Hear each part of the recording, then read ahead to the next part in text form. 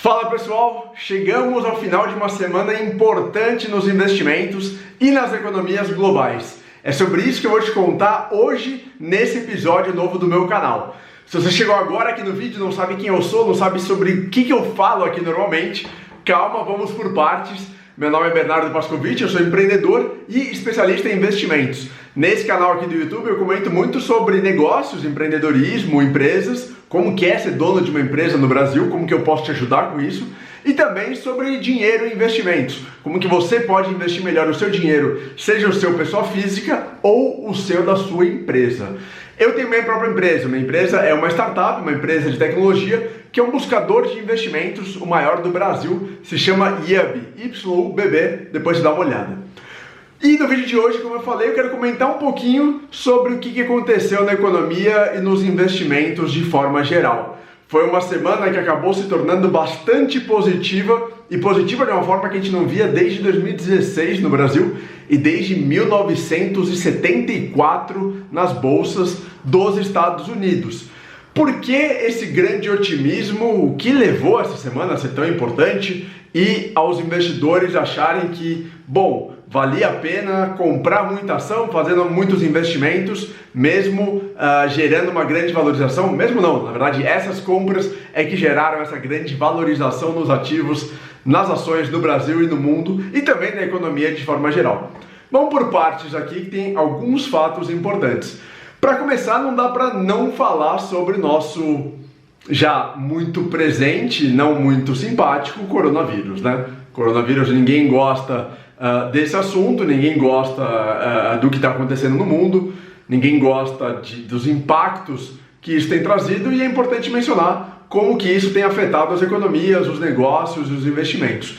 Bom, nessa semana o coronavírus deu sinais importantes de talvez uma diminuição da sua velocidade de contaminação na Europa e nos Estados Unidos. Primeiro na Europa, então França está piorando a situação, mas Itália e Espanha, os dois países mais atingidos na Europa por conta do coronavírus, deram sinais de que estavam alcançando uma estabilização, com um início de diminuição do número de mortes, de contaminados, o que é muito bom, o que é muito importante e mostra que, além da China, que já conseguiu controlar o coronavírus a princípio, países europeus agora ocidentais, democracias, países com mais liberdade do que a China, e aqui, claro, é uma constatação, não é nenhuma crítica, nenhuma defesa de nenhum tipo de governo ou de partido político, pelo amor de Deus, eu fico sempre longe desses assuntos, mas é uma importante sinalização de que países ocidentais também têm conseguido lidar com o coronavírus e de alguma forma estabilizar o número de contaminados e de mortos. É claro que a situação na Itália foi dramática, foi muito triste, foi muito agressiva, porém chegamos aparentemente num momento de estabilização e esses números vêm caindo, vêm se reduzindo. Opa, deu uma engasgada aqui. A ponto de Itália já estar considerando, estar analisando quando que vai ser a data de reabertura da economia, ou na verdade de início do término dessa quarentena e dessa restrição de circulação no país inteiro, principalmente na Lombardia, né, no norte, que foi a região mais atingida, mais afetada da Itália inteira. Isso, claro, animou os investidores em todo o mundo, animou os empresários, as economias, porque, olha, existe sim uma luz no fim do túnel. Isso não é para sempre, não vamos ficar fechados para sempre, claro que não ia ser para sempre, mas não vamos ficar fechados por 6 meses, 5 meses, isso deve começar a melhorar, e de acordo com a Itália, isso vai começar a melhorar no começo de maio. Então, mais um mês até que a Itália comece o seu processo de liberalização e redução da quarentena. Bons sinais, então, animando investidores e empresários de forma geral. A Espanha, até a gravação desse vídeo, não determinou, não divulgou exatamente quando pretende começar essa etapa de liberação da quarentena. A Espanha está um pouquinho depois da Itália na curva do coronavírus, né? Mas, de toda forma, também tem conseguido, a princípio, controlar. Vou passar alguns números para vocês aqui. Olha só, aqui é a minha cola de sempre, né? Estou pegando aqui minha cola. Tá carregando, peraí, olha, números do coronavírus, cadê vocês? Aqui, de ontem para hoje, 446 pessoas morreram na Espanha, contra 747 do dia anterior. Então uma queda de 300 mortes a menos, uma queda muito expressiva. E na Itália, 610 pessoas morreram, ante 542 na véspera. Então na Itália, na verdade, aumentou o número de mortos um pouquinho, mas é um número menor, são todos números menores do que a gente vinha observando. Nos Estados Unidos também é o pico, enfim, o grande impacto parece estar acontecendo nesse momento, e foram 1.326 mortos hoje contra 1.940 de ontem. Também existe aí nos Estados Unidos uma sinalização, uma ideia de que as coisas estão melhorando e que há luz no final do túnel. Por que que isso afeta tanto os investimentos e afeta tanto as economias em todo o mundo? Porque à medida que surgem, ou que têm surgido informações positivas, informações esperançosas, informações de que o coronavírus está sendo ou pode ser controlado e que talvez o impacto econômico no mundo seja menor, os investidores ficam mais animados e mais empolgados em comprar ações, em fazer investimentos, em acreditar que as coisas vão melhorar de forma mais rápida do que se pensava anteriormente. Então essa é a leitura que faz com que os mercados e os investidores reajam bem, e reajam bem com o sentimento de que as coisas vão passar mais rapidamente. Não dá para saber, é importante, eu sempre falo isso nos meus vídeos sobre investimentos, não dá para saber quanto isso ainda vai demorar. E o pico da doença no Brasil ainda não foi alcançado. Eu tenho batido muito nessa tecla. É possível, a princípio, de acordo com o Mandetta, ministro da Saúde, o pico da doença no Brasil seria atingido no começo de maio, na primeira quinzena de maio. Então é possível que até lá os números no Brasil passem por um aumento, né, com maior número de mortos e de contaminados, e que isso tenha um efeito relevante e preocupante na Bolsa Brasileira, nos investimentos brasileiros e nas empresas brasileiras que estão fechadas, gerando pouca receita ou sem gerar receita, como muitos setores. Fiz um vídeo sobre isso hoje, essa semana aqui no canal, depois você assiste, em que eu falo sobre quais são os setores que têm sido mais prejudicados por essa crise no Brasil inteiro. Mas esse é o cenário, então, por conta do coronavírus. E esses sinais de otimismo acabam por animar os investidores. Além do coronavírus, o que a gente teve também de importante? Alguns avanços, bom, ainda falando sobre o coronavírus, né, mas não sobre os números, alguns avanços em empresas dizendo que estão cada vez mais próximas de encontrar um medicamento, uma vacina, algo eficiente para tratar do coronavírus. A gente tem dois casos aqui, duas possibilidades grandes. Ou tratar por meio de um medicamento eficiente e eficaz que seja produzido globalmente, ou por meio de uma vacina que seja também produzida globalmente e autorizada pelos governos. A vacina demora muito mais para ser aprovada, é um processo mais lento. A princípio, parece que o medicamento será o primeiro a ser encontrado. E a gente teve o Bill Gates, para você ter uma ideia, disse que ele está investindo em algumas iniciativas que estão desenvolvendo o coronavírus, e que uma delas já vai começar testes em humanos agora nas próximas semanas. Então são boas notícias com relação ao avanço de pesquisas e de medicamentos e vacinas contra o coronavírus. Tinha alguém me ligando aqui. Além dessa questão exatamente dos medicamentos e do tratamento ao coronavírus, teve também um anúncio importante com relação a esse choque do petróleo que a gente está passando pelo mundo. Estou pegando aqui também as informações, colando aqui do celular, mas o preço do petróleo, que tem sido tão debatido, tem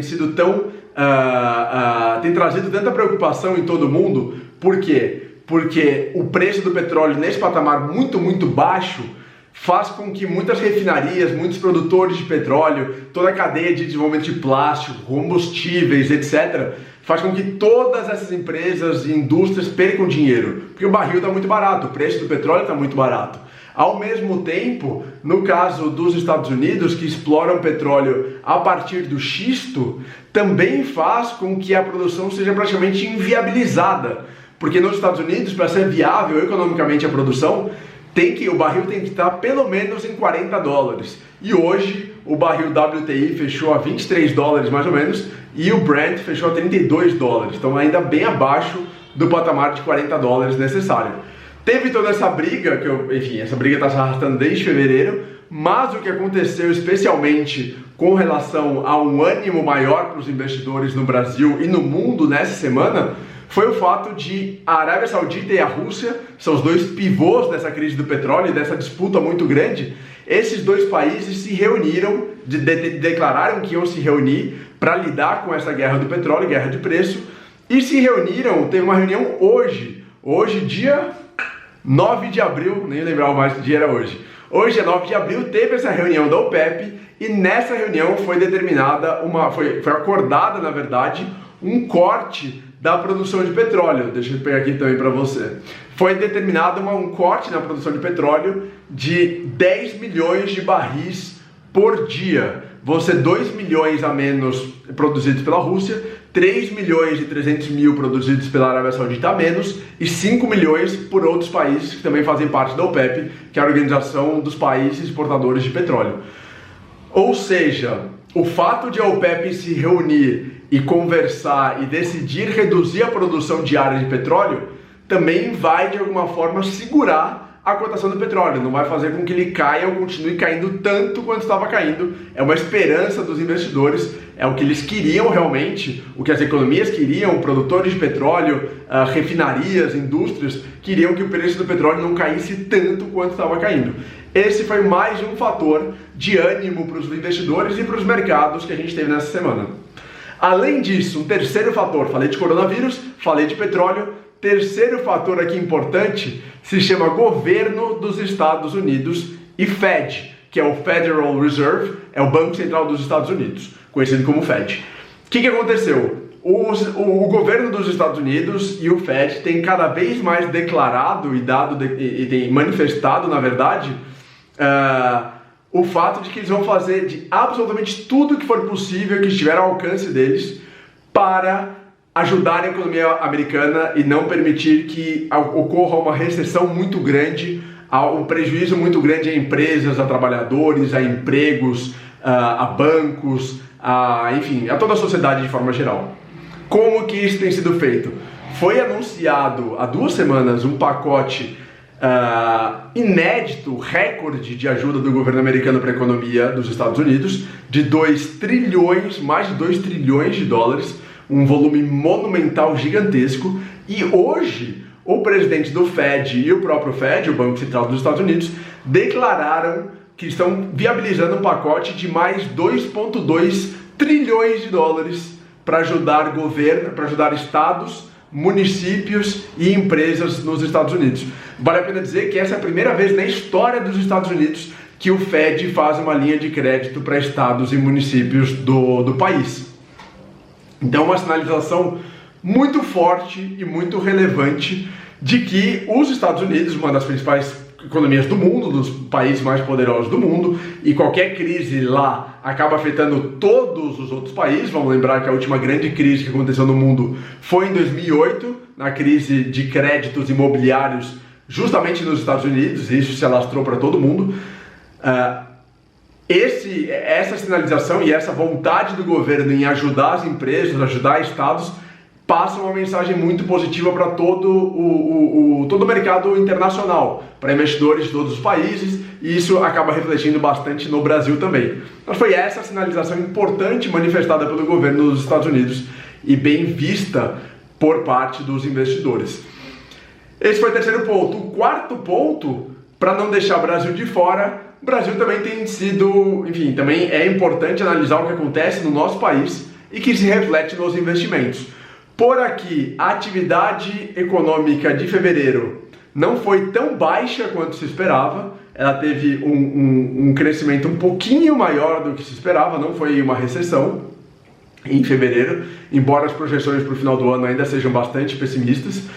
E além disso, o Mandetta, ministro da Saúde, também quase foi demitido pelo Jair Bolsonaro, presidente. Teve toda uma questão de medo por parte dos investidores, o que poderia acontecer se o Mandetta fosse demitido. E aqui, de novo, pelo amor de Deus, não estou defendendo o Mandetta, defendendo o Bolsonaro, defendendo o João Dória, ninguém. São constatações. Mas o fato de o Mandetta não ter sido demitido e ter permanecido no cargo passa uma segurança para os investidores, para os empresários, de que, enfim, a política que tem sido adotada no Brasil continuará, pelo menos nesse momento, em relação ao combate ao coronavírus.